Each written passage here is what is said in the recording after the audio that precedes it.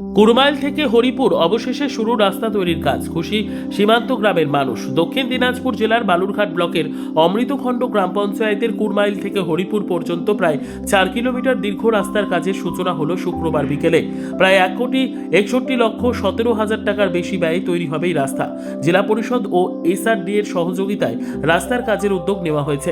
প্রত্যন্ত সীমান্তবর্তী এই এলাকা প্রায় ভারত বাংলাদেশ সীমান্ত ছুঁয়ে আছে। দীর্ঘদিন ধরে রাস্তা নির্মাণের দাবি জানিয়ে আসছিলেন গ্রামবাসীরা। অবশেষে শুক্রবার বিকেল 4টা নাগাদ দক্ষিণ দিনাজপুর জেলা পরিষদের সভাধিপতি চিন্তামণি বিহার রাস্তার কাজের আনুষ্ঠানিক সূচনা করেন। উপস্থিত ছিলেন জেলা পরিষদ সদস্য অশোক কৃষ্ণ কজুর, অমৃতখণ্ড গ্রাম পঞ্চায়েতের প্রধান দেবদূত বর্মন সহ অন্যান্য স্থানীয় জনপ্রতিনিধিরা। গ্রামবাসীর অথিন মার্ডি বলেন, এই রাস্তাটির ওপর বহু মানুষ যাতায়াত করেন। বহুদিনের দাবি পূরণ হওয়ায় আমরা স্বস্তি পেলাম। স্থানীয় জেলা পরিষদ সদস্য অশোক কৃষ্ণ কজুর জানান, এলাকাবাসী দীর্ঘদিন ধরে রাস্তাটির দাবি জানিয়েছিলেন। অবশেষে এসআরডি এর সহযোগিতায় রাস্তা তৈরির কাজ শুরু হতে পেরে আমি আনন্দিত।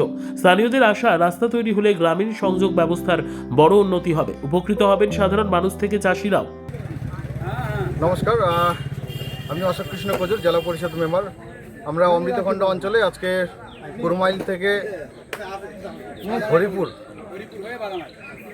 হয়ে বাদামাইল যে রাস্তা আমাদের প্রায় 4 কিলোমিটার রাস্তা, সেই রাস্তা আজকে আমরা শিলান্যাসে এসেছি। রাস্তাটার খুব দীর্ঘদিন থেকে বেহাল অবস্থা ছিল।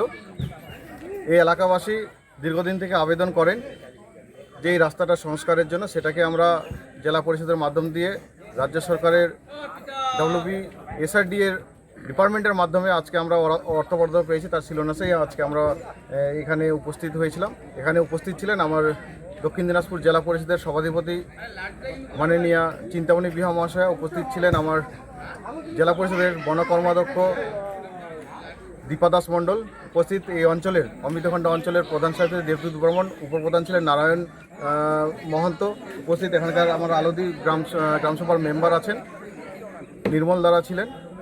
এখানে উপস্থিত এলাকাবাসী সকলে মিলে আজকে আমরা এখানে উদ্বোধনী সুন্দর একটা অনুষ্ঠান করলাম। ব্যুরো রিপোর্ট, উত্তর বাংলা সংবাদ।